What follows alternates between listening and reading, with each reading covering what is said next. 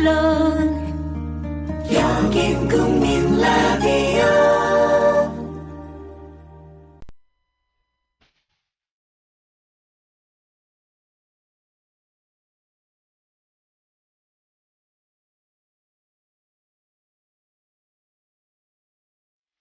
정치평론가 이강윤의 오늘.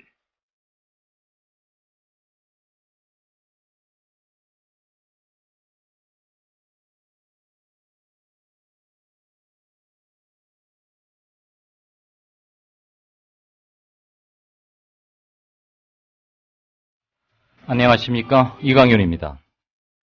8월 1일 금요일 시작합니다.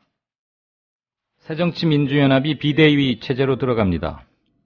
그간의 당 노선에 대해 반성하며 새로운 길을 모색한다고 하는데, 김한길, 안철수 공동대표 체제에서 반대 지점에 서 있던 계파가 당권을 잡는다고 해서 문제의 본질이 해결되리라고 여겨지지는 않습니다.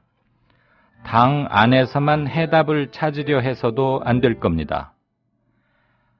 일테면 해방 직후 제 정당 사회단체 연석회의가 열렸듯이 지금은 전체 야권의 큰 틀을 염두에 두고 변화와 개혁을 바라는 사람들의 힘을 총결집시키는 큰 그림, 즉 빅텐트 차원에서 논의를 시작해야 할 때라고 봅니다.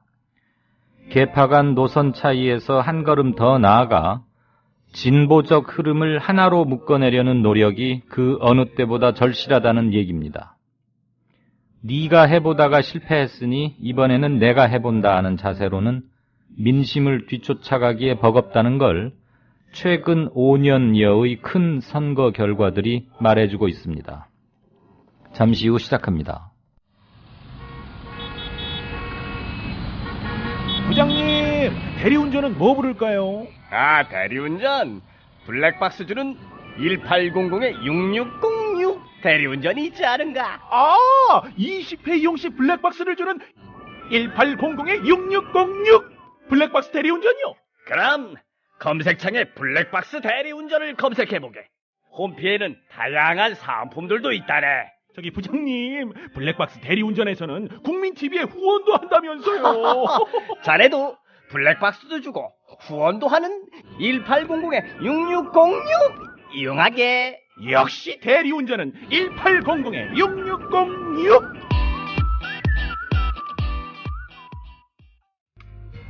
커피. 이제 아무거나 마시지 말자. 커피를 즐기는 사람들에게 질 좋은 한 잔의 커피는 하나의 권리입니다. 커피를 아는 전문가가 정성을 다한 로스팅으로 만든 제대로 된 커피. 제제 원두커피로 여러분의 권리를 누려보세요. 02-749-1002. 주소창에는 카페제제.co.kr, 그리고 검색창에는 카페제제를 검색하세요. 카페제제는 서울 용산구에 위치해 있습니다. 카페 제제는 카페가 아닙니다. 커피 전문 인터넷 쇼핑몰입니다. 헷갈리지 마세요. 네, 8월 1일입니다.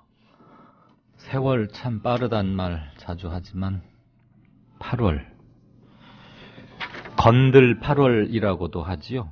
또 노루꼬리만큼 짧다, 그렇게 해서 휙 지나가는 8월이다 이러는데, 이 8월이 지나고 나면 가을 얘기 나올 것이고 어느덧 한 해를 또 위한 수순으로 들어가는 때가 아닌가 싶습니다. 속절없이 흐르는 세월이 참 무상하고 야속하고 시국은 하수상하고 험난하고, 안녕한 여름들 계속 나시기를 꼭 부탁드리고 기원하겠습니다. 이강윤의 오늘 8월 1일 이 시간까지 주요 뉴스 몇 가지 간추리고 뉴스 리뷰, 뉴스 리포트 들어가겠습니다. 주요 현안 관련해서 여론조사들이 이루어졌는데 3건을 묶어봤습니다. 요지를 보니까 박근혜 대통령이 세월호 참사 이후 약속을 잘 지키고 있느냐라는 물음에 62%, 절대 다수죠. 아니다, 약속 못 지키고 있다, 이렇게 답했습니다. 또 새정치연합은 차라리 당을 해체하고 재창당하는 수준으로 거듭나야 한다, 이렇게 생각하는 사람이 응답자의 절반에 육박했습니다. 45.5%. 그리고 국민 3명 중 2명은 지금 진행되고 있는 세월호 수사 도저히 못 믿겠다 이렇게 답했습니다. MBC는 세월호 국정조사차 찾아간 야당 의원들한테 심지어 문도 열어주지 않았습니다. 그래서 국회의원들 여럿이 그것도 개인적 방문이 아니고 국정조사를 하러 갔는데 MBC 안에 한 발짝도 들어가지 못하고 문전박대 당했습니다. 세월호 국정조사 청문회가 결국 무산됐습니다. 증인 문제로 여야가 첨예하게 대립하다가 결국 없었던 일로 되고 일정을 재논의하기로 했는데 언제 될지 어떤 사람들이 나올지 지금으로선 도무지 짐작조차 할 수 없습니다. 오늘 프레시안 윤재석 위원의 국제뉴스 비껴보기 듣는 날인데요. 특별히 저에게 개인적으로 강력하게 부탁 내지는 제안을 해준 게 하나 있습니다. 본인이 저도 알고 비교적 언론계 내에서도 조금 알려진 사실이긴 한데 이 윤재석 의원이 환경 쪽의 공부를 좀 오래 그리고 꾸준히 해왔습니다. 얼마 전에 우리 뉴스 리뷰 시간에 로봇 물고기 4대강의 수질 오염을 측정한다고 해서 꽤 비싼 돈 들여서 만든 로봇 물고기가 영 부실하다 이런 감사원 결과가 있었는데 이 로봇 물고기 그리고 4대강에 관련해서 꼭 본인이 하고 싶은 여러분께 드리고 싶은 얘기가 있다고 해서 그 얘기를 잠깐 좀 하고 그리고 국제뉴스를 진행한다는 점을 미리 말씀드리겠습니다. 연희 때처럼 주제에 관계없이 기탄 없이 그러나 최소한의 예의는 지키면서 글 올려주시면 저도 최대한 반영하도록 애쓰겠습니다. 한은필 기자 어서 오십시오. 예, 안녕하세요. 네, 제가 모두의 여론조사 3건의 핵심만 전달해 드렸는데 조금 자세히 들여다볼까요? 박근혜 대통령이 국가개조 등 세월호 참사 이후 본인이 한 약속을 잘 지키고 있느냐 이렇게 물어봤죠? 예, 그렇습니다. 내일신문이 여론조사 기관인 디오피니언에 의뢰한 여론조사 결과인데요. 62%는 박 대통령이 약속을 지키고 있지 않다고 답했습니다. 디오피니언은 어제 전국 성인 800명을 대상으로 여론조사를 했는데요. 박근혜 대통령이 약속을 이행 중이라는 답변은 31%에 그쳤습니다. 또한 세월호는 교통사고라고 밝힌 주호영 새누리당 정책위 의장과 홍문종 전 사무총장의 주장에 대해서 59%가 동의하지 않는다고 말했습니다.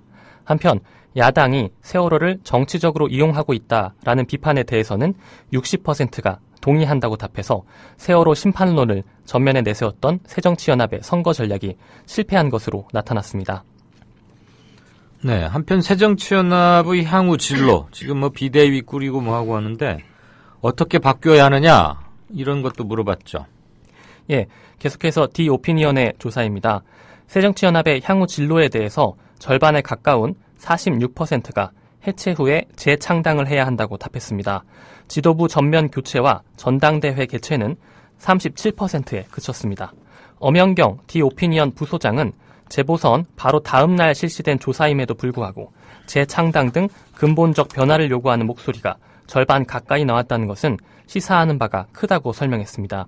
재보궐선거 결과에 대한 질문에는 야당의 리더십 부재와 공천 실패 때문이라는 답변이 53%, 정부, 여당의 안정적 국정 운영 지원이라는 응답은 36%에 그쳤고 무응답은 11%였습니다.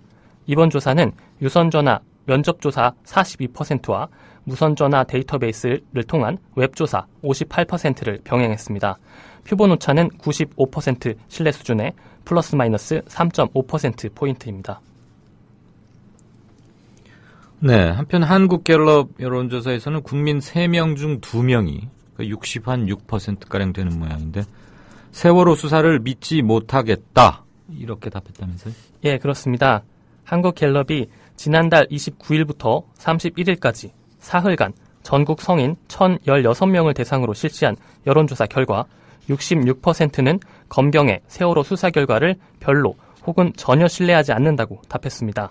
매우 혹은 어느 정도 신뢰한다는 응답은 28%에 그쳤습니다. 세월호 특별법에 수사권을 줘야 한다는 응답은 53%, 주지 않아야 한다는 응답은 24%로 나타났습니다. 한편 세월호 선체 인양과 관련해선 미 구조자를 모두 찾을 때까지 수색해야 한다는 의견은 31%, 이제는 선체를 인양해야 한다는 의견은 65%였습니다. 한국갤럽은 이에 대해서 선체 인양 의견이 더 많은 것은 미 구조자 수색을 중단하자는 의미가 아니라 기존 방식의 선체 내 수색만으로는 나머지 미 구조자를 찾는 데 한계가 있다는 판단에 따른 것으로 해석해야 할 것이라고 분석했습니다. 한국갤럽의 조사는 휴대전화 무작위 걸기 전화조사원 인터뷰 방식으로 실시됐습니다.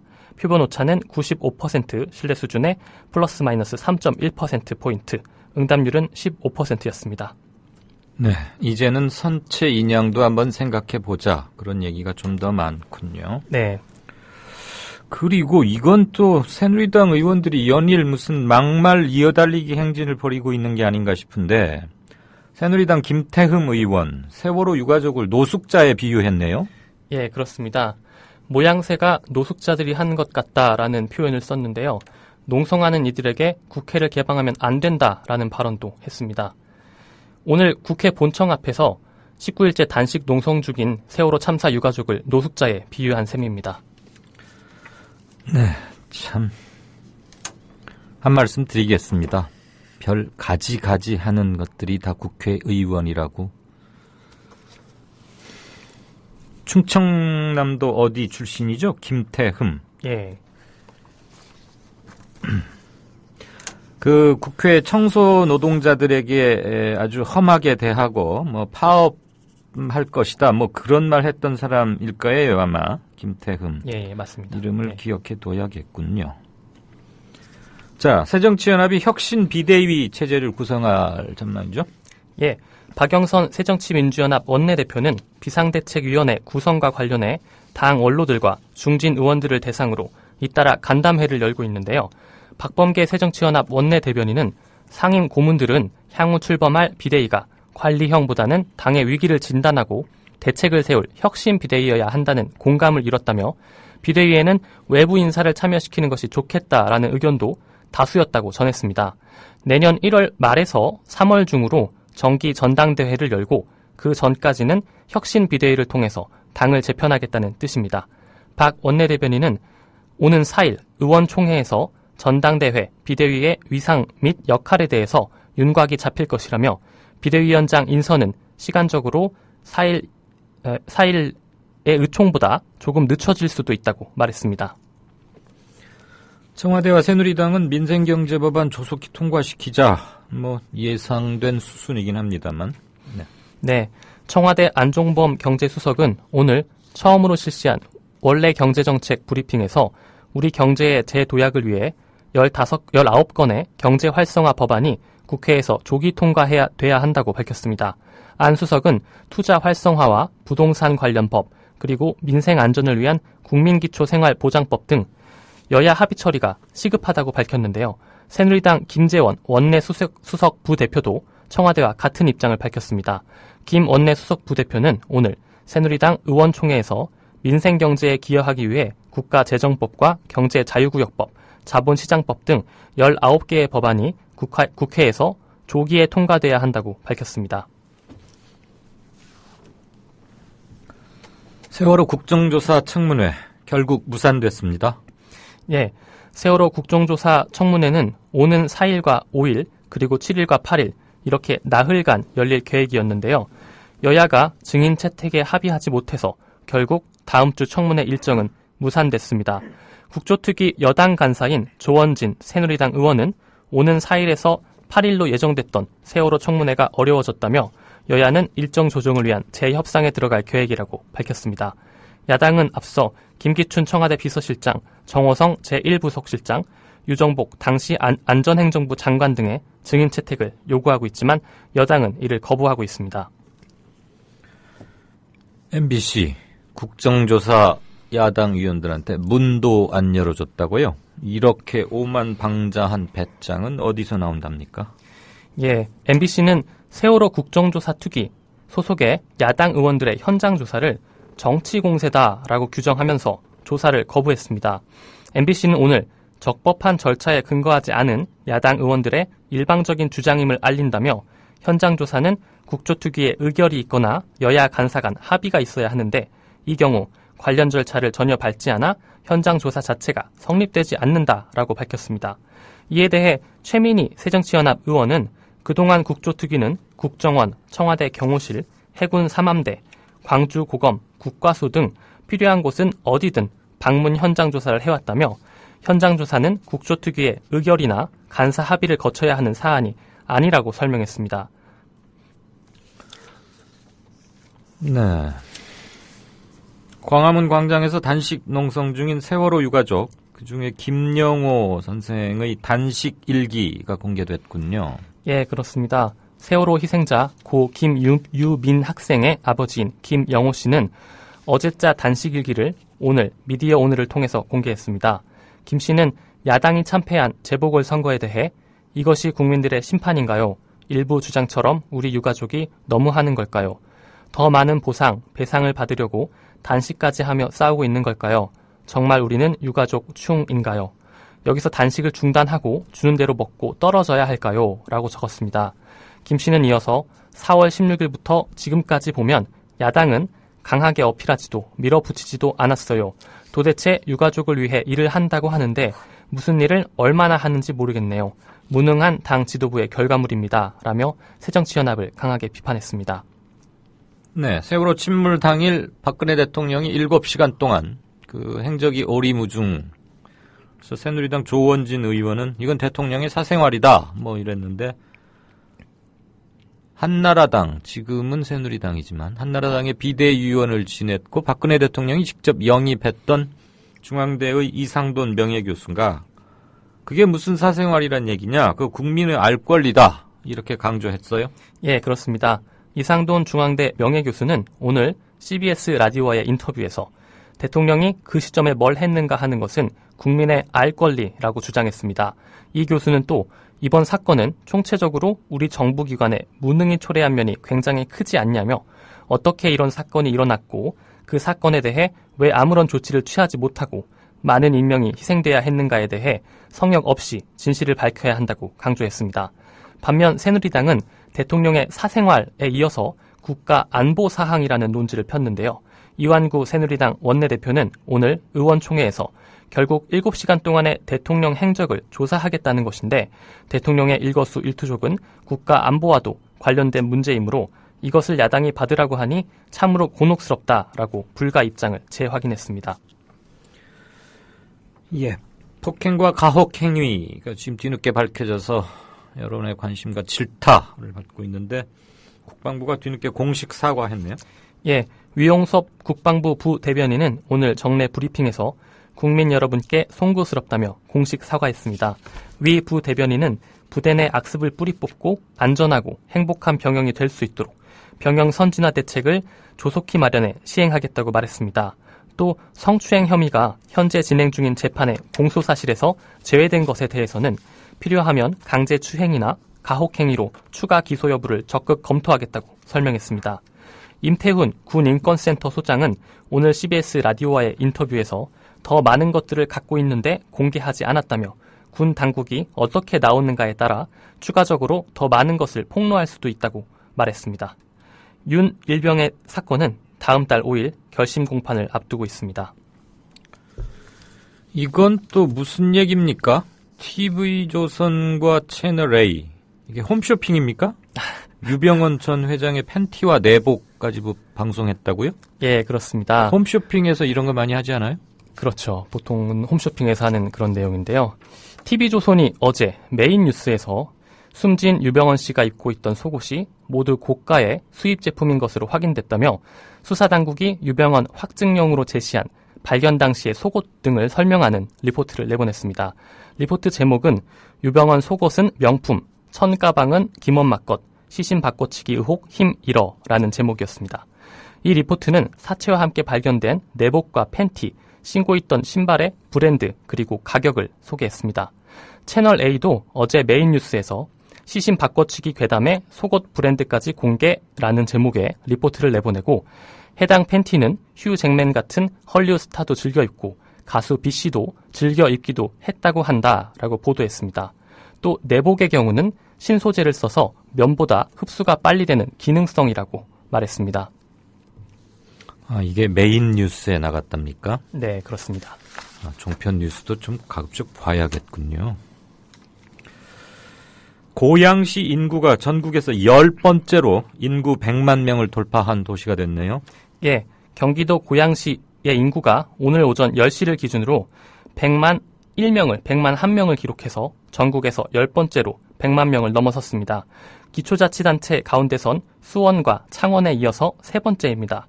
도시 인구가 100만 명을 넘어서면 부시장이 1명에서 2명으로 늘어나고 도세 징수액의 10% 이내 범위에서 추가 교부세를 받을 수 있는 등 행정적, 재정적 권한이 강화됩니다. 네, 잘 들었습니다. 지금까지 국민TV 뉴스의 아는필 기자였습니다. 네, 고맙습니다. 여보, 국민TV 조합비 이제 낼 때가 됐다고 하는구만요. 오, 그려. 그 국민TV도 개국하고, 그 뉴스케이도 하던지. 달달이 11,000원 내는 거 맞죠? 11,000원만 내지 말고 좀 더 혀. 이 새싹이 돋아날 때는 물을 충분히 줘야 하는겨. 아이, 근데 인터넷으로 하려니까 보통 어려워서 뭔. 공정 언론을 꿈꾸는 미디어 협동조합 조합원이 해야 할 일. 조합비 납입입니다. 매달 고정 납입 어려우신가요? 월요일부터 금요일까지 아침 9시부터 저녁 6시까지 서울 전화 3144-0933, 3144-7737로 전화하세요. 사무국 요원들이 친절하게 안내해드리겠습니다. 서울 전화 3144-0933 또는 3144-7737. 여기는 진짜 언론, 미디어 협동조합입니다.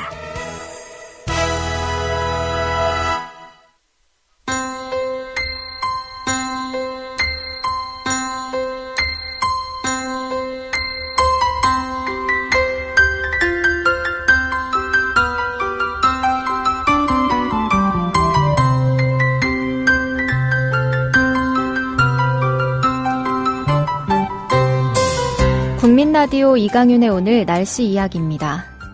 오늘도 전국 대부분 지방에 폭염특보가 내려진 가운데 무더운 날씨가 이어지고 있습니다. 이런 가운데 북상하는 태풍 나크리의 간접 영향으로 제주도와 남부 일부 지방에는 비가 내리고 있습니다. 이 비는 남부지방 전체로 확대되겠습니다. 제주도는 오늘부터 일요일 사이에, 남부지방은 토요일과 일요일, 그리고 중부지방은 일요일부터 화요일 사이에 강한 비가 쏟아질 것으로 보입니다. 주말인 내일과 모레는 태풍의 영향으로 제주와 남해안에는 시간당 40mm 이상의 강한 비가 내리겠습니다. 내일까지 예상되는 비의 양은 제주도의 경우 100에서 200mm, 많은 곳은 300mm 이상 되는 곳도 있겠습니다. 남부지방은 20에서 60mm, 많은 곳은 100mm 이상, 그 밖에 경기와 강원, 충청, 경상북도는 5에서 40mm의 비가 내릴 것으로 보입니다. 오늘부터 다음 주 화요일까지 태풍의 직간접적인 영향을 받는 만큼 피해 없도록 대비 철저히 하셔야겠습니다. 지금까지 변현주였습니다.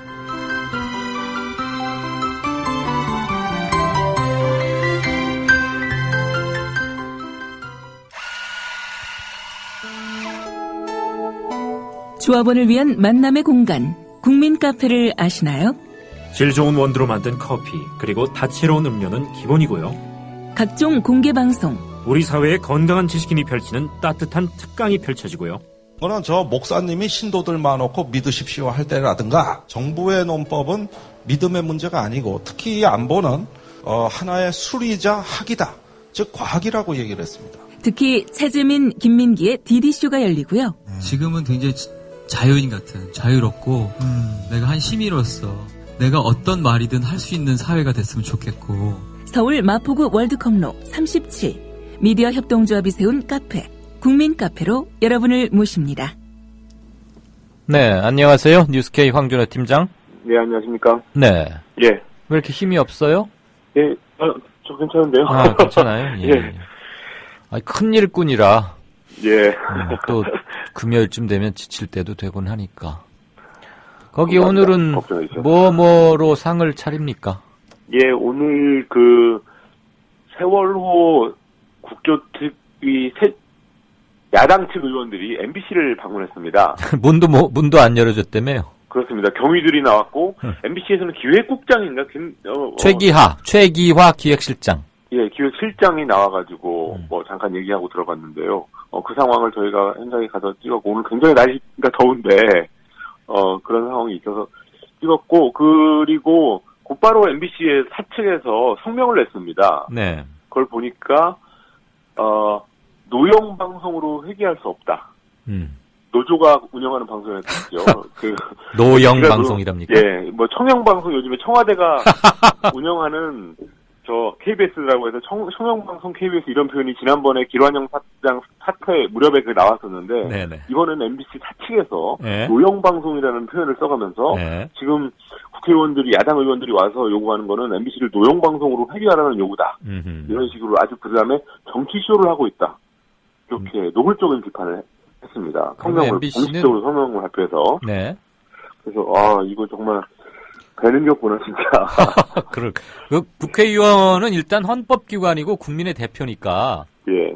단 한 명이 명수가 중요한 건 아니지만. 그렇습니다. 예. 국회의원 자격으로 가면 일단 국민을 영접해야 하는 거거든요. 예.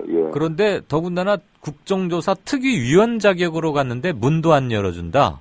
예. 대단한 X배짱입니다.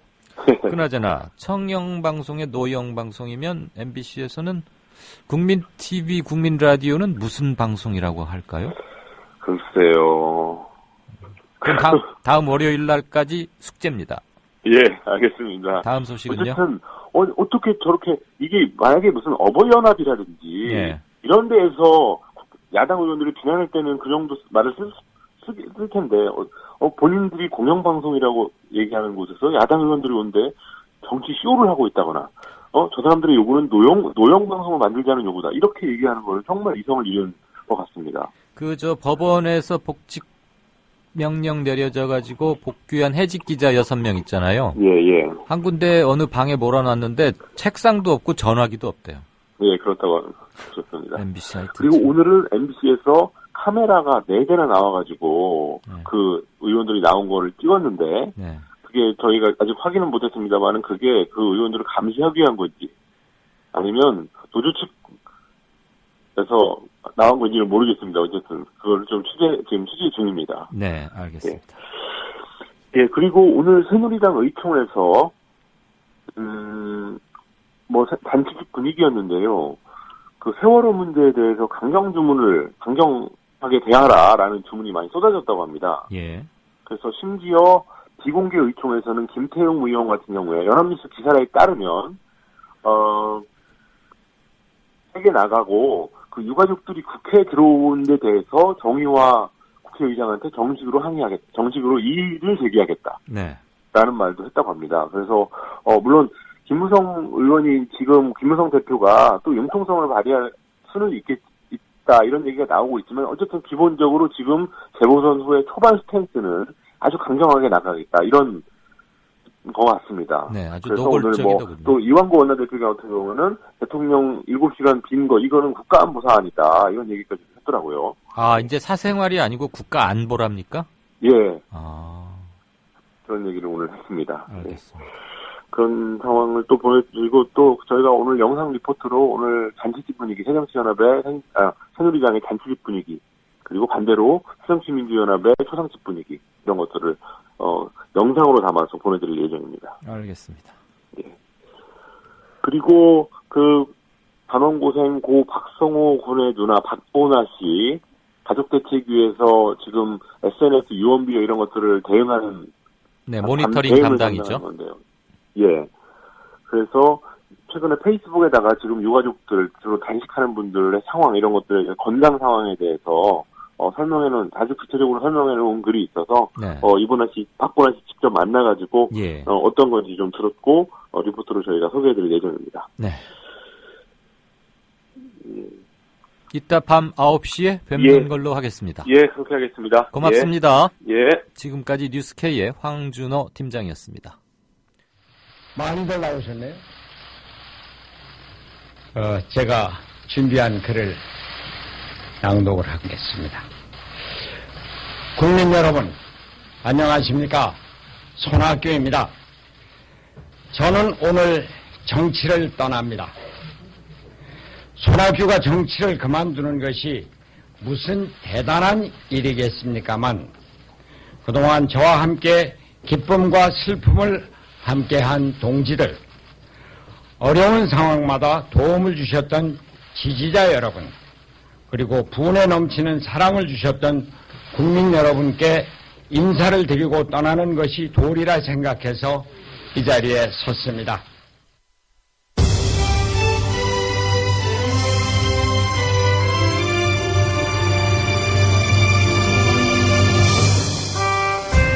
민자당은 보궐선거 후보 공천자를 결정할 예정입니다. 광명시는 손학규 서강대 교수를 저 같은 사람이 일종의 시대 정신이라고 할 수 있는 개혁 정신을 전파하고 확대하고 보편화시키는데 일조를 할 수 있지 않았는가. 한나라당 손학규 의원도 영국의 블레어, 러시아의 푸틴 등 40, 50대 지도자를 예로 들며 과거에 지역주의에 기반을 둔 권위주의를 청산하고 한나라당의 경기지사 후보로 손학규 전 보건복지부 장관이 선출됐습니다. 다시 한번 우리 경기도가 이 나라의 중심이 되고 세계 중심이 돼 나갈 수 있도록 최선을 다해서 2달 넘게 외로운 민심대장정을 펼치고 있는 손학규 전 경기도지사가 검게 탄 얼굴과 덥수룩한 수염에 낡은 작업복은 여느 총무나 다를 바 없습니다. 제일 큰 게 농심을 배우는 것. 정치적 거취를 고심해오던 손학규 전 지사가 낡은 수구와 무능한 좌파의 질곡을 깨고 새로운 대한민국을 위한 새 길을 창조하기 위해 한나라당을 떠나기로 하였습니다. 이번 재보선 핵심 승부처였던 경기 분당을 민주당 손학규 후보가 당선됐습니다. 변화에 대한 열망입니다. 이명박 정부에 실망하고 변화를 추구하는 국민들의 마음이 반영된 것이고 미래에 대한 희망을 이번 선거에 반영되었다고 봅니다. 민주통합당 손학규 상임 고문이 오늘 대선 출마를 공식 선언했습니다. 국민과 소통하는 소통령이 되겠습니다.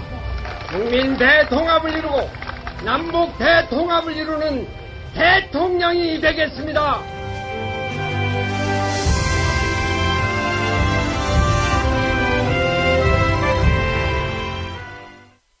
지난 대선 당시 나는 꼽살이다에 나왔던 손학규 후보.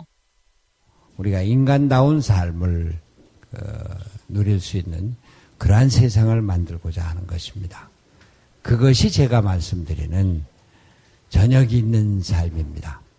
저녁이 있는 삶을 제 책 제목으로까지 했는데 어떤 분이 이거 노래를 만들었어요. 하루 일을 끝내고 비누 향기 맡으며 식탁에 둘러앉아 웃음꽃을 피운다. 떳떳하게 일하고 떳떳하게 일하고 당당하게 누리자. 모두 함께 일하고 모두 함께 나누자.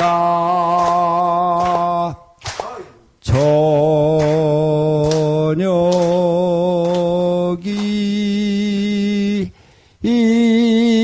있는 삶.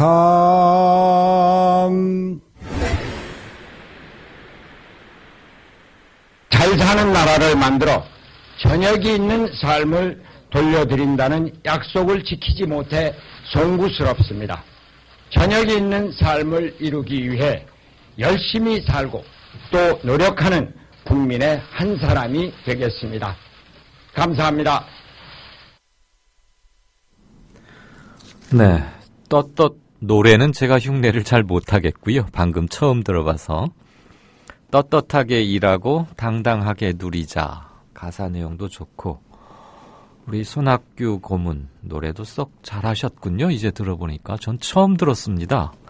그런 노래가 있는 줄을 몰랐는데 들어보니까 뭐 좋고 한편으론 뭉클하고 어제인가 그제도 제가 말씀드렸습니다만 여러분들 우리 청취자분들께서는 어떤 생각을 갖고 계시는지요? 저녁이 있는 삶, 압축적인 정치 슬로건들, 대권을 준비하는 사람들은 다 하나씩 내놓죠. 이를테면 준비된 대통령 DJ라거나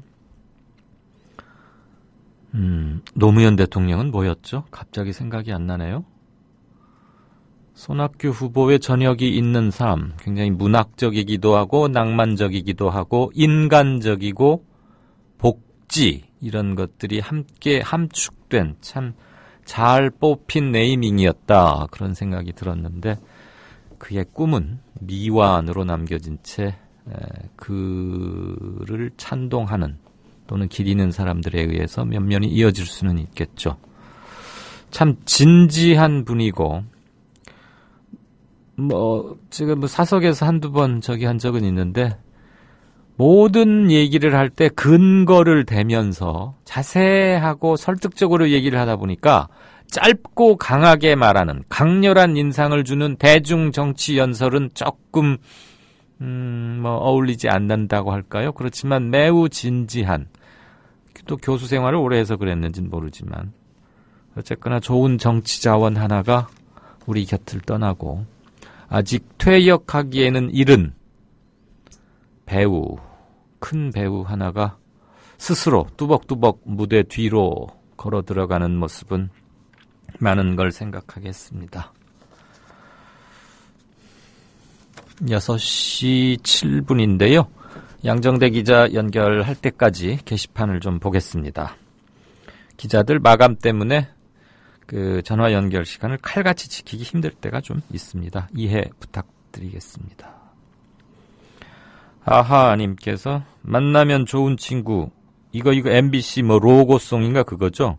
만나면 좋은 어쩌고 하는 거 그러더니 만나자마자 내쫓아버린 MBC다 그러면서 아주 꾸지람을 세게 해주셨고 제가 기억을 못했는데 윤우님께서 준비된 대통령은 DJ이고 노무현 후보는 사람 사는 세상 맞습니다. 강물은 또 바다에서 만난다 그런 것도 있고 그랬던 것 같은데 사람 사는 세상이 메인 슬로건 맞죠. 고맙습니다. 윤우님. 오케이 마린님께서는 정말 갈 때도 쿨하게 가신다. 말도 많고 탈도 많을 때도 있었지만 아무튼 멋진 분이셨다. 수고 많으셨다. 사실 이 손학규 후보 정치인에 대해서는 정당들이 또 당수들이 당대표들이 부채감을 세게 느껴야 합니다. 이분이 무슨 재보선 전문 요원처럼 말이죠. 분당에도 나왔다가 분당에도 됐고 요번에도 저 수원 험지에 내보냈을 때도 아무 소리 않고 갔잖아요. 다른 사람 같으면 이거저거 재보고 야 이거 여기서 떨어지면 나한테 굉장히 큰 창피인데 정치적으로 리스크가 큰데 뭐 이러저러한 이유 둘러대면서 나는 아직 이번엔 반성이 좀 더 필요한 시간이라고 본다. 좀 더 고민을 하겠다. 이렇게 하고 안 나와도 사실 누가 뭐라고 할 사람 없잖아요. 근데 뭐 군소리 않고 나가서 이렇게 장렬하게 말하자면 전사했달까? 좀 미안한 표현이지만 그 전에 경기 광명을인가 나올 때도 보선이었을 거예요. 그래서 뭐 저 훌륭한 그 에이스 선발 투수급 저기를 미들맨으로 이렇게 쓴 것 같은 아이고 야구 잘 아시는 분이 들으면 야단하시겠네요. 그 정도 하겠습니다. 손학규 후보 이제 어제 정계 은퇴, 그러면 야당의 참패와 함께 손에 꼽히는 그날의 빅 하이라이트였는데 여진이 한 이틀 더 가는군요. 오늘 또 뉴스 재구성 그 영향도 있겠지만 점 2개 찍으신 분께서는 단순 비교는 어렵지만 저쪽으로 넘어간 이재호, 김문수, 심재철 등을 저쪽에서 대우해 주는 거 보면 손학규는 정치 말년에 제대로 찬밥 취급당했다. 정치 용병으로 대충 돌려막기만 당하다가 정계 은퇴로 내몰아버렸다. 진보의 한심함 그리고 무포용력, 포용력 없음을 볼 수 있는 대목이다. 적극 찬동합니다. 동의합니다. 와이로님께서도 대선 후보 슬로건 중에 제일 마음에 들었던 저녁이 있는 삶. 그렇죠. 7시간 행방묘연님께서는 이번 730 보궐선거는 사람이 졌습니다. 그렇습니다. 사람이셨습니다.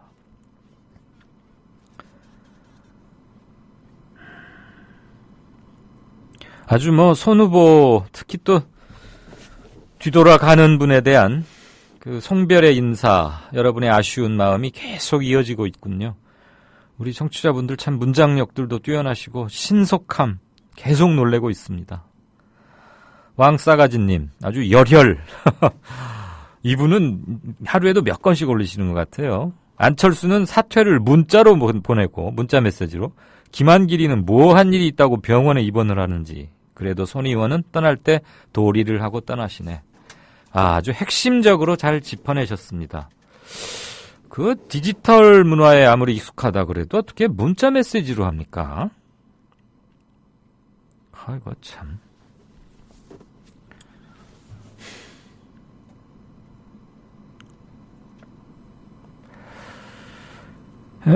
다음. 아까 이번 중요한, 로봇 물고기 오늘 말씀드리겠다고 그랬더니, 어떤 분께서 중요한 말씀 해주셨어요. 색다른 두 분의 견해를 동시에 말씀드리겠습니다. 번지님께서는 로봇 물고기 정말 한심한 사업이다. 가능한 사업이긴 할 수도 있겠지만 들어가는 부품 중 핵심이 모터와 방수 기능을 고려해야 하는데 참여 업체들이 좀 능력 부족인 것 같다. 경남 지역에 많으며 신개발 사업비로 많이 챙겼을 것 같다고 생각한다. 국내 모터 기술은 굉장히 떨어져서 외국산 부품을 써야 한다. 외국산 부품 중에도 그런 기능을 하는 모터가 있는지는 잘 모르겠다. 또 하나 중요한 것은 방수 기능인데 모터가 움직이면 마디마디 방수 기능을 넣어야 하면서 동시에 내부의 습기도 배출시켜야 한다. 메인 CPU에서 프로그램해서 제어할 수 있는 기술은 된다고 보고요. 이분 그 해당 분야의 전문 지식이 아주 많으신 분 같은데 제가 막 급히 읽다 보니까 어쨌거나 부품에 문제가 있다는 것을 좀 지적을 하셨습니다. 또 다른 분 한 분께서도 해주시는데 그분 페이지를 넘겨야 되니까요. 잠깐만요. 아까 MBC가 노영 방송 어쩌고 그랬는데 국민TV는 협영방송, 협동조합원의 방송, 협영방송이랍니다. 와우, 정구봉님. 와우, 센스에 놀랐습니다. 고맙습니다. 한 분만 더 물고기 볼게요. 이거 왜 스티브 잡스가 아이패드를 왜 이렇게 만들었죠? 안 넘어가요. 안 되겠습니다. 그분 거는 조금 있다가 윤재석 의원 나와서 로봇 물고기 할 때 다시 소개해드리고 하겠습니다. 네, 바로 정가 산책 들어가죠. 한국일보 양정대 기자 나와 있습니까? 네, 안녕하세요. 고맙습니다. 네, 제가 한 얘기 들었어요? 처음부터 다 듣진 못했고요. 네. 로봇 물고기 이런 거 들으셨죠? 예. 기다리게 해서 죄송해요. 팬이 많은 양 기자. 아닙니다. 새누리당이 세월호 관련 논의를 아예 원점으로 돌리거나 후퇴시키려고, 이거 선거 이겼다고 너무 노골적으로 이러는 거 아닙니까? 사실 그럴 거다. 예상은 대체로 됐던 일 아닙니까? 그런데, 예. 정말 그 예상 밖의 압승이었기 때문인지, 그 같은 움직임도 굉장히 지금 신속하고 정말 뭐랄까요? 표현이 좀 모호합니다만 표현이 적당한 표현이 생각이 안 나는데 아무튼 굉장히 좀 신속하고 강도 높게 전격적 군사작전 같아. 예. 군사작전. 이게 보고 있으면 정말 이렇게까지 하나 싶을 정도인데요. 이게 마치 무슨 프로그램을 딱 갖추고 있다가 A가 딱 성취되니까 쫙 풀리는 것처럼 한단 말이에요, 지금. 지금 세월호 3사 관련 논의가 국회 차원에서 이루어지고 있는 것은 크게 두 축이죠. 하나는 이제 특별법 제정 문제가 있고요. 또 하나는 이제 세월호 국정조사 특유 활동이 있는데, 네. 이 특별법 관련 논의는 아시다시피 핵심이 지금까지는 어쨌든 이 진상조사위원회에 수사권을 부여하는 문제. 이게 이제 그동안에 굉장히 논란이 됐다가 어쨌든 진상조사위원회를 발족시키는 동시에 이 특검을 발동을 해서 네. 이 특검을 통해서 간접적으로 이 수사권이 부여되는 그런 쪽으로 이제 의견은 여기까지는 모아진 거잖아요. 예. 그리고 이 특검 추천권을 대신 어떻게 할 거냐. 야당 김무성 대표가 새누리당 대표가 약속한 대로 야당에 줄 거냐 아니면 지금 여당이 얘기하는 대로 이 현행법의 법 규정에 근거해서 이 그대로 가야 된다. 뭐 이제 이런 주장이 맞서고 있는 와중인데 오늘 이완구 원내대표 새누리당 내에서는 그래도 나름 합리적이다. 이렇게 평가받는 사람이긴 한데 네. 이완구 원내대표가 특검 추천권 야당에 달라는 거는 이거는 협상의 대상이 아니다. 이렇게 못 받고 나섰고요. 네. 실제 오늘 이완구 원내대표가 무슨 표현을 썼냐면 특검이라는 건 애초에 특검이라는 건 검찰 수사가 미진하거나 정치적 중립성이 훼손된 그런 수사일 때 특검을 발동하는 것 아니냐 이런 얘기를 했는데요. 예. 이거 사실 굉장히 일반적인 얘기죠. 상식적인 얘기고. 그런데 지금 새누리당의 전반적인 분위기를 보면 이게 사실은 새누리당 내에서 이 검사 출신 의원들을 중심으로 해서 이 당 원내 지도부에 대해서 특검 수용 불가를 계속 주장해온 사람들이 있었는데요. 이것과 지금 이런 분위기하고 맞물리면서 네. 사실상 새누리당이 수사권과 관련해서 간접적으로 진상조사위원회 요구를 수용하는 그런 정도로 이렇게 양보와 타협 이렇게 해왔던 거를 다시 원점으로 되돌리려는 것 아니냐 지금 이런 얘기가 나오고 있고요. 실제 원내 지도부와 관련된 이 원내 핵심 당직자의 얘기를 들어보니까 특검을 발동시킬 사안이냐 이제 이런 얘기들을 본격적으로 하기 시작합니다. 네.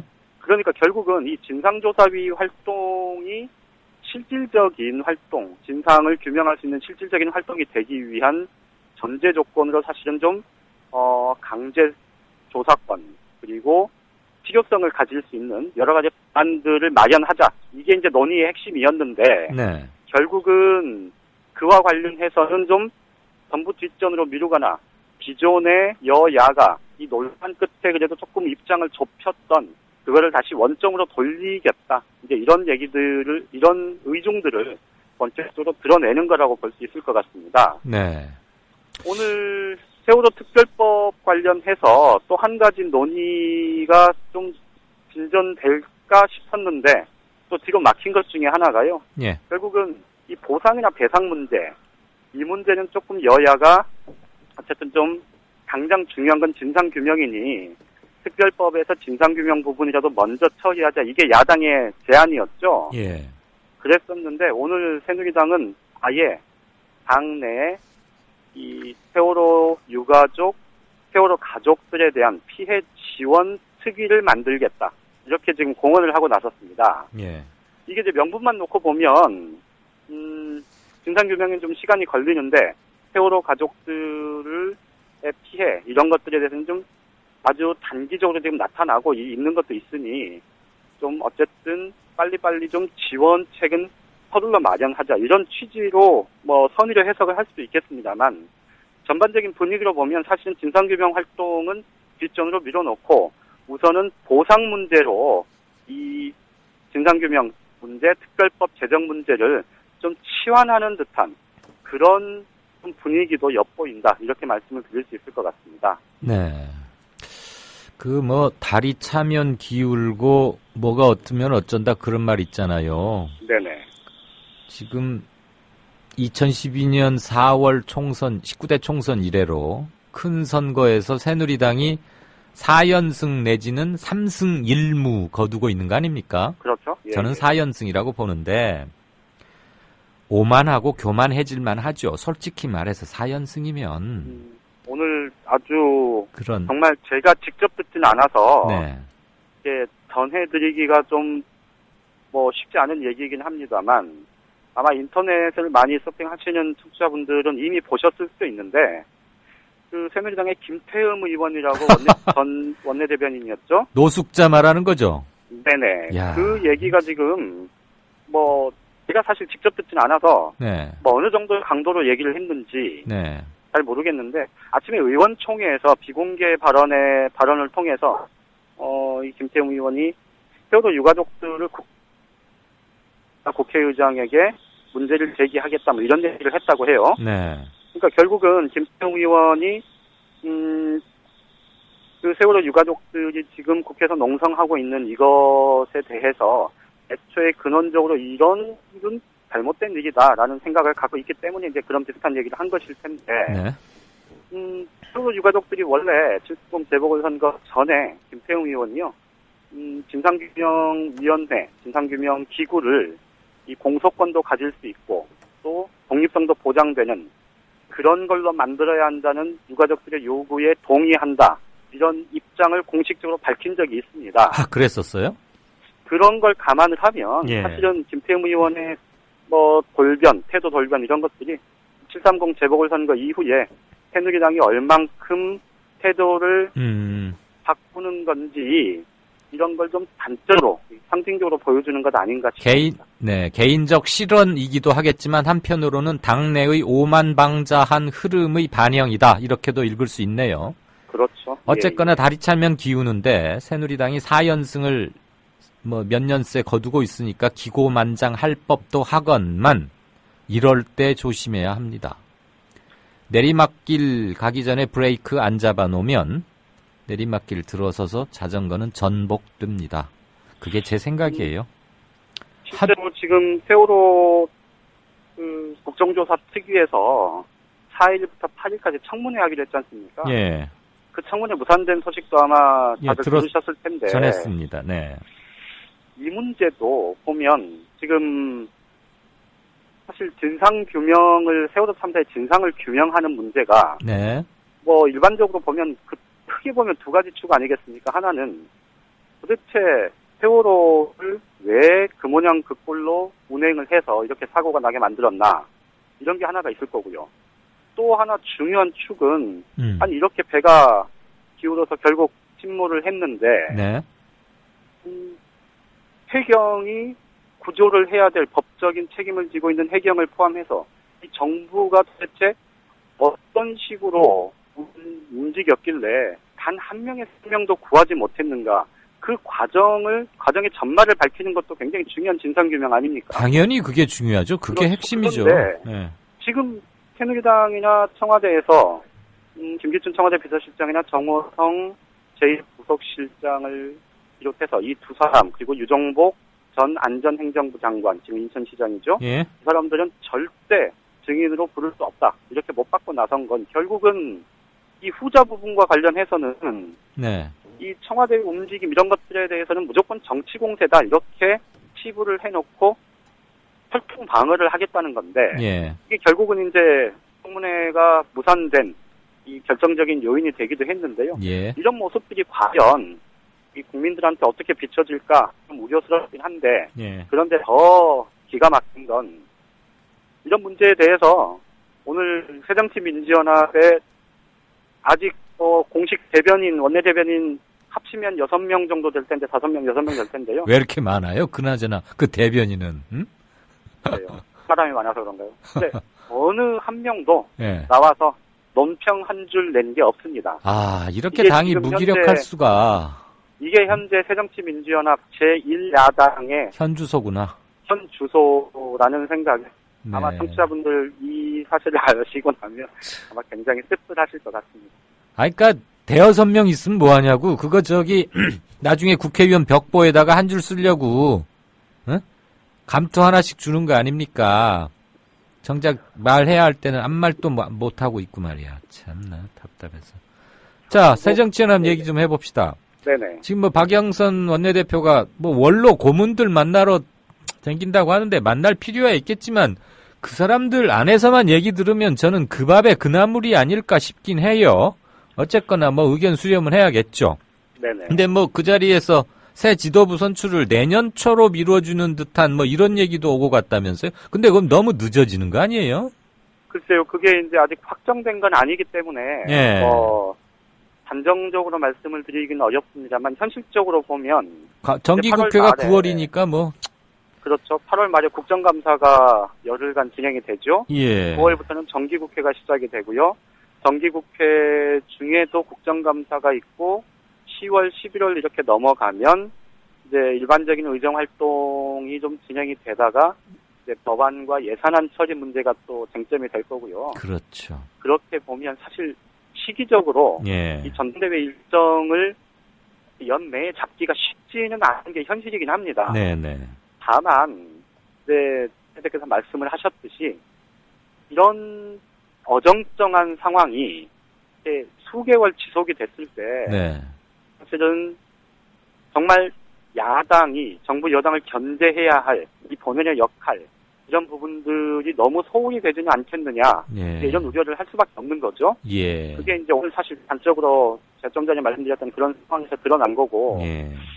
그래서 뭐 일부에서는 좀 무리를 해서라도 11월, 10월 이때 전당대회를 치러야 한다 이런 얘기들이 나오고 있지만 네. 그와 관련한 부분은 문영선 원내대표가 오늘, 내일, 모레 일요일까지 이 당내 각 그룹들 그리고 외부 인사들도 지금 만나는 일정을 잡고 있는 것 같습니다. 예, 그렇게 들리더군요. 예. 비대위에 외부 인사도 참여시켜야 한다 이런 얘기도 나오고요. 예. 그런 것들을 통해서 좀 월요일 정도에는 어쨌든 가닥을 잡겠다 이런 입장이니까 네. 뭐 며칠은 좀 지켜봐야 될 것 같고요. 네. 뭐 한 말씀만 더 드리면 아마 예. 청취자분들께서도 굉장히 답답하실 텐데 네.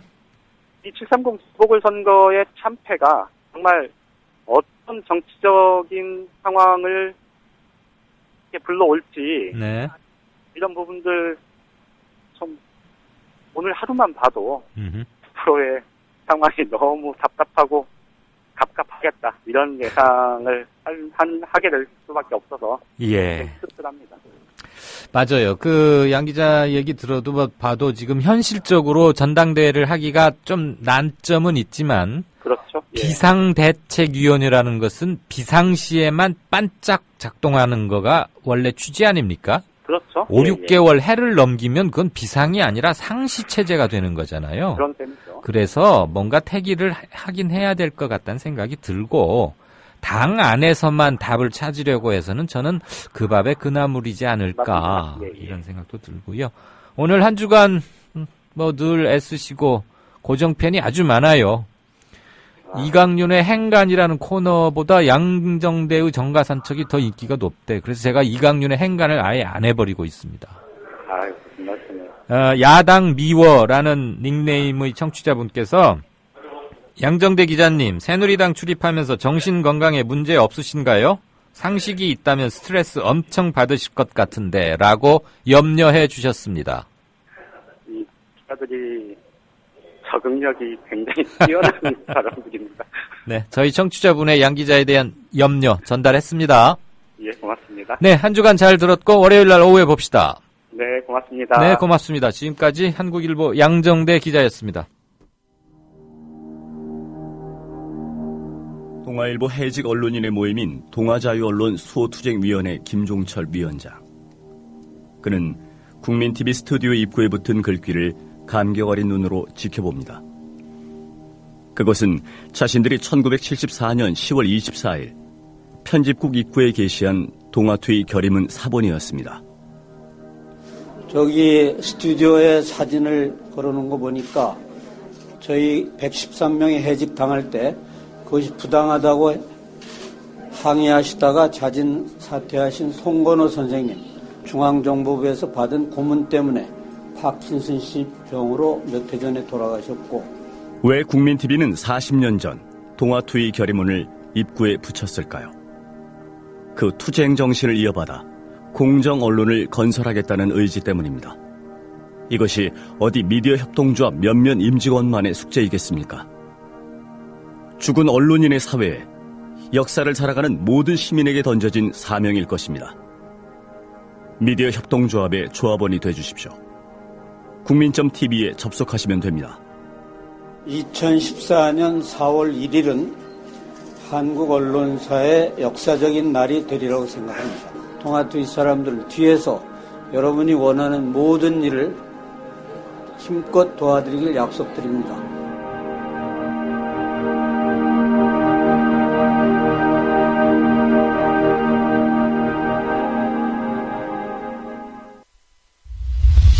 지금 여러분께서는 정치평론가 이강윤이 진행하는 이강윤의 오늘을 듣고 계십니다. 이강윤의 오늘은 팟캐스트 포털 팟빵에서 다시 들으실 수 있습니다. 의견과 건의가 있으시면 게시판에 남겨주세요. 네. 국제뉴스 비껴보기 들어가기 전에 지금 6시 30분 17초 됐는데 잠시 게시판과 후기를 좀 살펴서 여러분들, 청취자분들 말씀 조금 전하고 윤재석 의원과 로봇 물고기 그리고 국제뉴스 이렇게 살펴보도록 하겠습니다. 우선 7월 31일 날 후기, 여기 게시판 말고 또 팟빵에 후기라는 곳이 있더군요. 거기에 미국에 있는 50대 청취자입니다. 한국 소식은 이 방송 이강윤의 오늘로 접하고 있습니다. 이렇게 시작하는 장문의 글을 남겨주신 분이 계십니다. 닉네임은 청취자라고 하셨습니다. 재보선에 대한 말씀, 그다음에 노회찬 의원의 실패가 안타깝다. 세월호 사건의 진상규명이 힘들게 될 것 같다. 그러면서 굉장히 긴 글을 써주셨는데 타이핑을 하시느라고도 그 열정만 해도 머리가 숙여질 정도였습니다. 이를테면 이런 귀절도 있습니다. 동작이 비록 오래전에 야당 지역이었지만 바로 전에 여당 의원이 계속해서 당선된 지역이다. 이번 선거에 야당의 선거 공천으로 부정적인 흐름이 있었고 투표율이 총선에 비해서 매우 낮은 가운데 900여 차로 졌다. 좀 더 며칠 있었으면 노회찬 의원이 승리했을 가능성이 많은 지역이었다. 마치 지난번 대선과 비슷한 양상이었다. 결론적으로 전략적인 관점에서 좀 빠르게 대응했다면 승기를 잡을 지역이 아니었을까. 이런 교훈으로 앞으로는 승리하는 민주 세력이 되었으면 한다라는 결론 겸 매짐을 하고 계셨습니다. 이런 분들이 이렇게 핸드폰으로 하셨는지 이 후기도 노트북이나 데스크탑으로 입력이 되는지는 저는 잘 모르겠는데요. 저는 항상 스마트폰으로만 이걸 보니까 아무튼 긴 글 감사히 듣고 꼬박꼬박 읽고 있다는 말씀 조금 제가 방송에 늦게 소개해드려서 송구합니다. 혹시 듣고 계신다면 미국에 있는 50대 중반이라는 청취자님 뒤늦게나마 들어주시면 좋겠고요. 이분이 멀리 계셔서 이분 걸 소개한 것은 아닙니다. 국내에 계시는 분들 전혀 서운해하거나 오해 말아주셨으면 감사하겠습니다.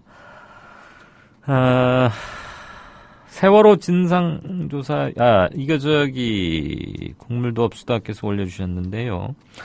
한겨레 보도입니다. 갤럽 여론조사에서 국민 53%가 세월호 진상규명위원회에다가 수사권을 줘야 한다라고 응답했다. 이런 뉴스 캡처 화면 올려주셨고요. 고맙습니다. 막 나가는 새누리에 대해서 규탄 그리고 한탄 이런 것도 했고요. 한편으로는 그래 해볼 대로 해라. 결국 너희들 종말을 자초하는 거다. 이런 견해들도 올려주셨습니다. 윤재석 위원님 어서 오십시오. 예, 안녕하십니까. 안녕하십니까. 오늘은 아주 스마트해 보이십니다. 근데 목소리는 계속 또 이렇습니다. 어제도 또 제가 속상한 일이 있어가지고. 개인적으로 속상할 수 아니, 개인적인 게 아니죠. 방송 끝나고. 한국 교회가 망가지고 있는데. 그 얘기는 조금 이따가. 좀 이따가. 네네네. 행간 눈이 빠지게 기다리고 있다라고 어떤 분께서 해줬을 거예요. 앞으로 행간 꼬박꼬박 챙기도록 하겠습니다. 윤 의원님 잘 들으시죠? 오늘 로봇 물고기에 대해서 윤 의원께서 말씀하실 거다 이랬더니 어떤 분께서 두 분께서 올려주셨어요. 뭐라고요? 제가 그거를 읽어드리겠습니다. 근데 큰일 났네. 그거 잊어먹고 준비를 안 해왔는데 어떡하지? 설마 그러시겠습니까? 아는 대로 짓거려야지 앵커를 긴장시키는 유일한 출연자셔서. 이게 페이지가 또 넘어간 저 뒤쪽에 있던 것을 어느 분께서 다시 앞으로 카피를 해 오와 주셨는데 글이 개사가 올라오는 통에 그럼 그냥 일단 시작하고요. 아닙니다. 그걸 먼저 하고 하는 게 예의이고 순서이고 맞는 것 같습니다. 보니까 아주 전공을 하신 것, 찾았습니다. 찾았습니까? 겁이 나네요, 괜히. 서울 공돌이라는 닉네임을 쓰시는 분이 올리신 겁니다. 1. 로봇 물고기 개발에 든 비용 57억 원은 개발비로는 매우 저렴한 편인 것 같다. 그렇습니다. 네. 증문 즉답으로 할까요? 예. 네, 그렇게 하죠. 2. 로봇 물고기가 쓸모가 없고 정치적 의도가 있었던 것이 문제이지 실제 제대로 개발만 한다면 수백에서 수천억 원이 드는 것이 정상이라고 본다. 맞습니다. 3. 57억이나 하는 로봇 물고기가 실패작인 게 아니라 57억밖에 안 해서 실패작이라고 본다. 맞습니다. 1번이나 3번이나 같은 얘기 같네요. 그러니까 맞습니다. 이게 어떻게 이상하게 진행이 됩니다. 청취자분께서 공들여서 써놓은 것을 지금 게스트가 와서 OX로 맞다 틀리다 말이죠. 아니 이제 조금 이따 얘기를 한다니까. 그러니까. 네네 알겠습니다. 질문을 하시란 말이죠. 질문을. 항상 진행자가 저한테는 질문을 잘 안 하시더라고요. 4. 예. 57억을 들여 로봇 물고기를 만들 바에는 순수 과학 쪽 학생 50명에게 장학금을 1억씩 주는 것이 더 좋아 보인다. 왜냐하면 그렇게 되면 그 중에 50명 중에 1명 정도는 좋은 인력으로 성장할 것이다. 틀립니다. 그렇습니다. 10명 정도는 나옵니다. 50명 중에? 예. 50명 중에 10명. 그러면 성공률이 5분의 1이라 된다. 그렇죠. 20%. 왜냐하면 그 학생들이 우수하거든요. 우리 이공계 학생들이. 네, 알겠습니다. 네. 이제 질문하십시오. 그럼. 잠깐만요. 그거에 대해서 답. 그럼 국제뉴스는 언제 합니까? 로봇 우선 로봇 물고기에 대한 문제점을 짧게 본인 리포트를 하시고 국제뉴스 들어가죠. 네, 말씀하십시오. 로봇 물고기라 함은 이런 천착은 안 하셨을 겁니다. 작은 잠수함입니다. 그렇습니까? 한번 생각해 보셨어요? 로봇 물고기를 아까 질문자처럼 한 57억이 아니라 상당한 액수를 들여서 4대강에 22조 원 퍼붓는데 그리고 앞으로 또 22조 원이 들어야 이제 원래대로 이포보 다 없애고 미루 나오면 다 때리고 삼나무 다 베고. 근데 복원 비용이 22조입니다. 그래요? 네. 제가 사랑하는 박창근 교수라는 친구는 또 20조라고 그랬는데 그게 틀렸습니다. 관동대. 네, 그 친구 아주 똑똑한 친구 친합니다. 근데 20조라고 그래요. 2조 틀린 겁니다. 근데 로봇 물고기라는 건 정말 중요한 겁니다. 왜냐하면 아까 말씀드렸지만은 작은 잠수함일 수가 있습니다. 이게 정교하게 만들어서 우리가 북한한테 맨날 잠수정으로 당하지 않습니까? 이 작은 로봇 물고기를 원격 조정해가지고 남포항 같은데 들이밀고 말이죠. 어딥니까? 흥남 쪽에, 원산 쪽에 들이밀면은 거기 있는 그 북한 해군은 다 혼납니다. 그런 로봇 물고기 그렇게 괜찮은 아이템을 잡아놓고 결국은 이게 아이들 갖고 노는 장난감만도 못한 그런 로봇 물고기 가지고 시연도 못 해보고. 그 녀석이 헤엄을 못 친다면서요. 그러니까. 몇 초 동안에 23cm 움직였다. 요새 그건 물에 떠내려간 거지 헤엄친 게 아니잖아요. 요새 중고등학생들이 RC라고 그러지 않습니까? 리모트 컨트롤 항공기나 이런 거 만드는 애들이 만들어도 그거보단 잘 만듭니다. 그러니까 또 질문하십시오. 로봇 물고기에 대해서. 다른 나라 로봇 물고기는 어떻습니까? 다른 나라 로봇 물고기 없죠. 없어요? 그럼 오로지 4대강 때문에 우리가 지금 고안을 해낸 거예요? 그러니까 아이디어는 좋았습니다. 아이디어는. 그걸 원래 수질 감시 시키려고 만들었던. 거기까지도 좋죠. 그런데. 근데 사실은 수질이 좋아지면 감시할 필요가 뭐가 있습니까? 원래 예전에 4대강 개발하기 전에 하회마을, 회령포, 경천대, 상주 경천대 이런 데는 로봇 물고기를 두지 않아도 그 1급수에만 사는 그 많은 물고기들이 잘 살기 때문에 그거 자체로 그냥 이 물은 깨끗하구나. 그걸 기대종이라고 그러거든요. 그 생태적으로. 그러면 로봇 물고기가 필요 없습니다. 물론 로봇 물고기를 잘 만들 수 있습니다. 제가 한 분을 소개하죠. 서울대 공대에 로보틱스를 가르치는 박종우 교수라고 38살짜리 교수가 있습니다. 이 사람이 그 교수 강의 동영상이라고 마이클 샌델 아시죠? 이 사람이 로보틱스 분야에 했던 맞습니다. 이 사람이 한국의 마이클 샌델입니다. 제자가 2만 명입니다. 로보틱스 가르쳐요. 그러니까 이 사람한테 만약에 맡겼다. 그러면 아주 스마트한 로봇 물고기를 개발했을 테죠.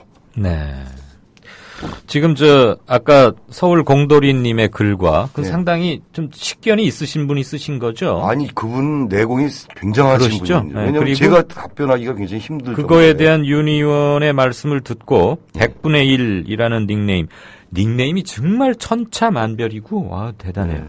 이 100분의 1님께서 뭐라고 쓰셨냐면, 방수 기능이 있는 아니버 6를 진동 모드로 놓고 움직이는 게 낫겠네 라고 써놓으셨는데 저는 무슨 말인지 잘 모르겠어요.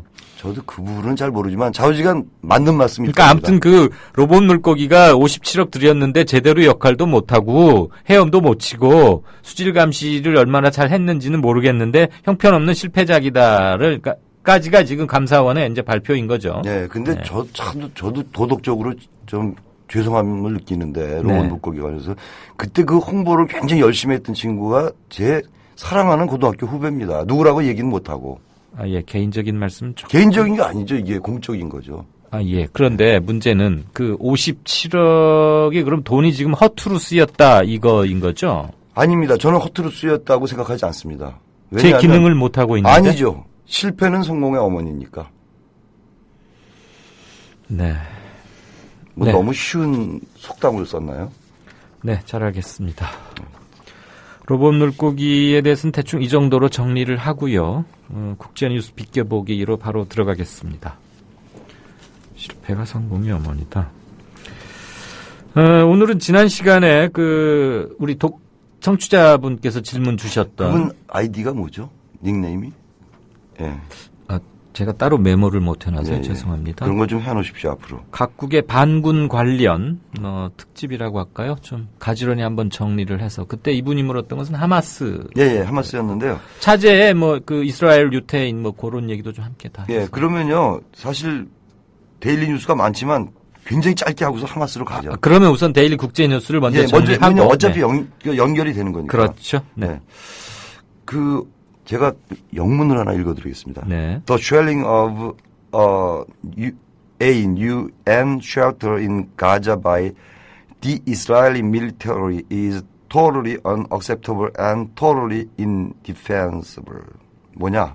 가자지구 유엔 난민 수용소에 대한 이스라엘군의 포격은 전적으로 받아들일 수 없고 또한 용납할 수 없는 만행이다. 누가 얘기했을까? 화이트하우스 백악관이네요. 이상하지 않아요? 그러게요. 되게 이상하죠. 네, 깜짝 놀랐습니다. 네. 미국이 정신을 차린 것 같아요. 아니면 그냥 액션으로만 이렇게 한 건지 국제사회 비난이 너무 커지니까. 외톨이로? 아닙니다. 아니에요? 그러면 정신 차린 건 맞습니까? 왜냐하면 팔레스타인에서 이제 누적 사망자 수 말씀드립니다. 1,435명. 네. 그리고 8,000명에 이르는 부상자. 거의 10,000명 아닙니까? 네. 그 중에 항상 말씀드리지만 대다수는 아이들과 여성. 이스라엘군은 얼마로 누적됐을까요? 지난번에 43명 군인이었었죠? 그래도 한 100명도 안 되겠죠, 아직? 아니, 43명에서 13명 더 늘었습니다. 그럼 50명. 전사자. 그리고 민간인 3명은 그대로입니다. 네. 그러니 백악관으로서도 어쩔 수 없이 용납할 수 없고 받아들일 수 없는 만행. 그렇습니다. 네. 자, 그런데 이스라엘과 팔레스타인 오늘 한시적 휴전에 들어갔죠. 그렇습니다. 우리 시간으로 오후 4시 그러니까 얼마 전입니다만은 4시부터 72시간 만 3일 동안 인도주의적 휴전에 들어가기로 양측이 합의했는데 합의를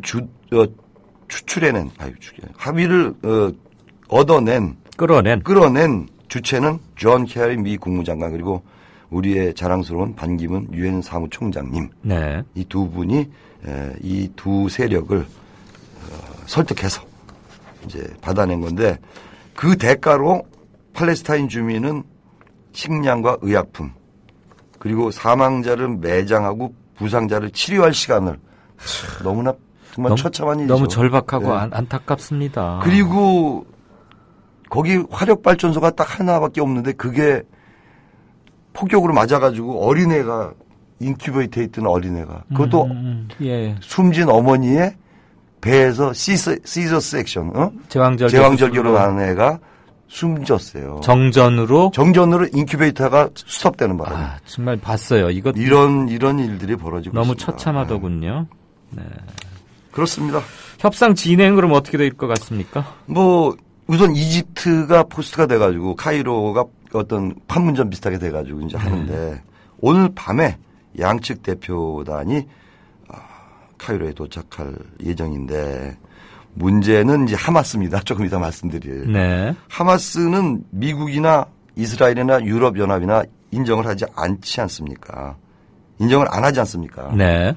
근데 하마스는 가요. 우리도 가겠다. 물론 아바스 자치 수반도 가겠지만 네. 하마스 대표도 간다 이거예요. 네네. 그런데 하마스 대표단을 협상 테이블에 불러드릴까? 그게 이제 문제죠. 네. 그러니까 협상 진행이 잘 될지 안 될지 굉장히 불확실한 거죠. 현재로서는 대단히 불투명할 수밖에 네. 없다. 네. 제가 잠깐 윤 의원님 말씀 중이지만 네. 청취자 여러분들께서도 게시판을 한번 봐주셨으면 하고 부탁드립니다. 왕 싸가지님이 막 올리셨는데요. 윤 의원님도 한번 보시죠. 이 네. 모니터. 가자지구에서 16세 소녀가 트위터로 가자지구 현재 일어나고 있는 것을 보여주고 있는 건데요. 소녀의 눈망울이 참 어떤가요? 아이고. 이 트윗이 내용이 이겁니다. 오늘 밤 제가 죽을 수도 있어요. 그러면서 자신을 찍은 것 같아요. 예, 너무 이쁘네요. 셀카라고 하나요? 너무 해맑고. 그 눈망울과 함께. 미스 유니버스 나가도 되겠는데 조금 있다가. 참 슬픕니다. 오늘 밤 죽을 수도 있을 것 같아요. 얼마 되지 않은 변현주 PD 비슷하게 생겼네. 얼마 되지 않은 그 일생에서 가장 무서운 밤이었다. 이렇게 돼 있군요. 네. 공부합시다, 공부. 네, 다시 저기 돌아와서 그럼 휴전 협상 시료 거둘지만 하고 바로 반군으로 들어가죠. 그러니까 조금 전에 말씀드렸다시피 네, 예, 불투명하긴 하지만 불투명하죠. 네. 불투명하고 거기다 문제는 뭐냐면 이스라엘이 군사 분계선을 자기 마음대로 획정해가지고 그걸 갖다가 유엔에다 통보한다는 거예요. 그러면 협상하겠다는 겁니까? 그렇지 않죠. 전쟁하겠다는 겁니까? 공부합시다. 자, 그러면은 그때 청취자분들도 견해를 주셨고 사실 저도 이거 궁금했는데 하마스에 관한 5가지 의문. 먼저 1번, 하마스는 어떻게 출범했습니까? 이거 공부하느라고 또 영어 실력 없는데 혼났습니다. 아까 그냥 한 2시간 동안. 근데 하마스는요, 1987년 기억하실 겁니다. 제1차 민중봉기, 인티파타라고 그러죠. 네. 인티파타 직후에 이집트 무슬림 형제단, 여기에 팔레스타인 지부로 이제 출범을 합니다. 그래서 실제 출범은 1988년 서울 올림픽 열리던 해에 출범합니다. 하마스라는 게 무슨 뜻이냐? 아랍어로 compassion, zeal, 예, enthusiasm 이런 겁니다. 네. 그리고 이슬람어로 그 두 문자를 따서 레지스탕스라는 그 이름도 있어요. 그러니까 그렇습니다. 굉장히 절묘한 겁니다, 이게. 네. 그래서 그럼 하마스의 목표는 뭐냐? 우리가 구약에 나오지 않습니까? 네.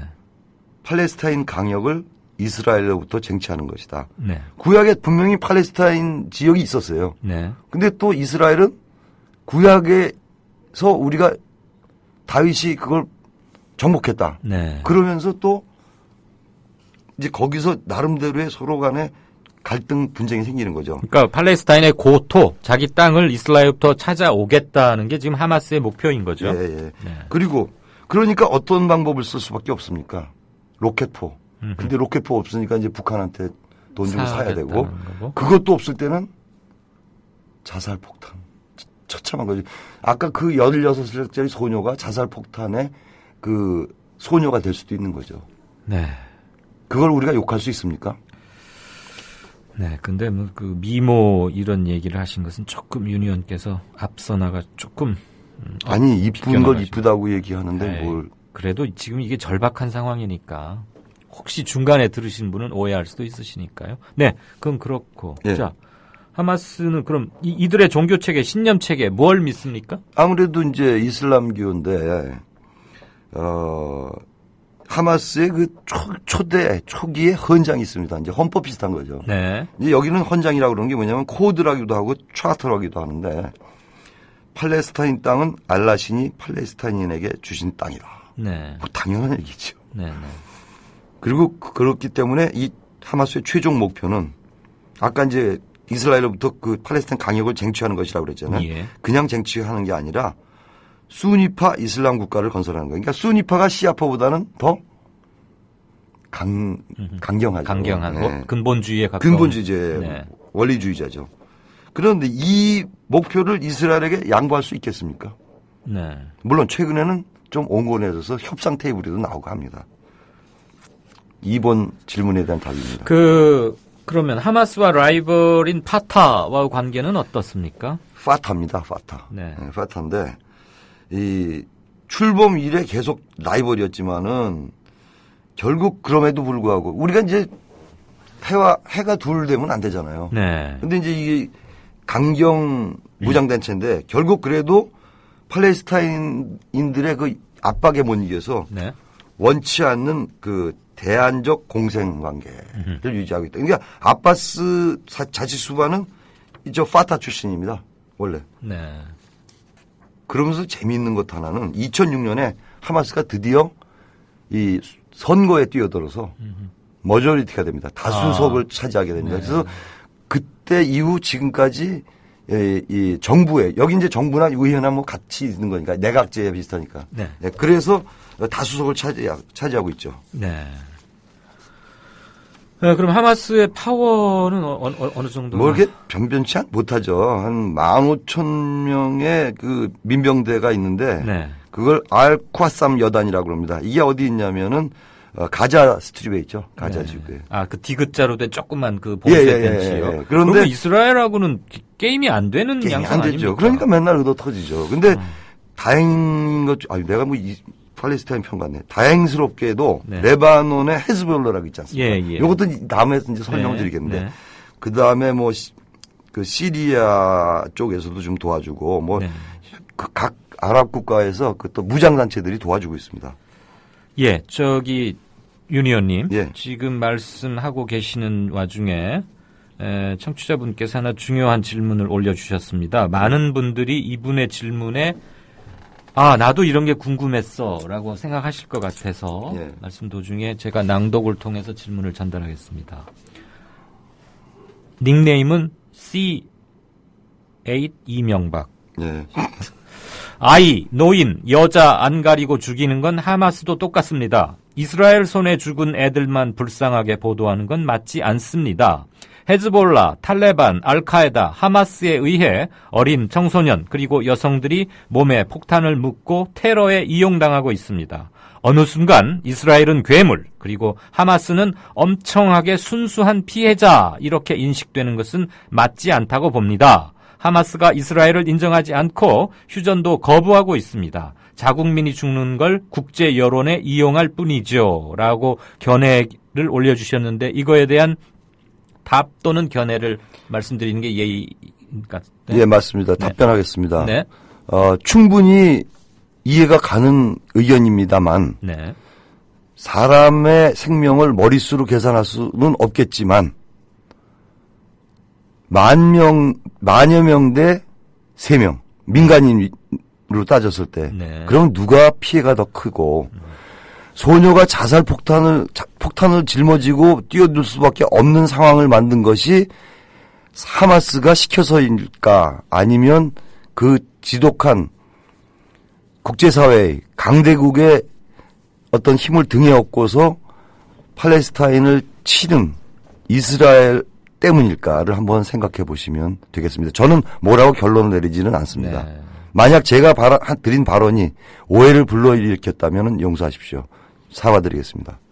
어쨌거나 여러 측면에서 보면은 그러니까 지금 누구를 단순하게 선악 개념으로만 나누기에는 대단히 복잡하게 이스라엘과 팔레스타인과 아랍 중동 이렇게 엮여져 있는 것 같은데 그러나 저는 사람의 생명에 어떤 귀중함을 놓고서 잣대를 갖고 싶다 이겁니다. 네. 더 엄청나게 많이 희생당한 쪽이 아무래도 피해자 아니겠느냐.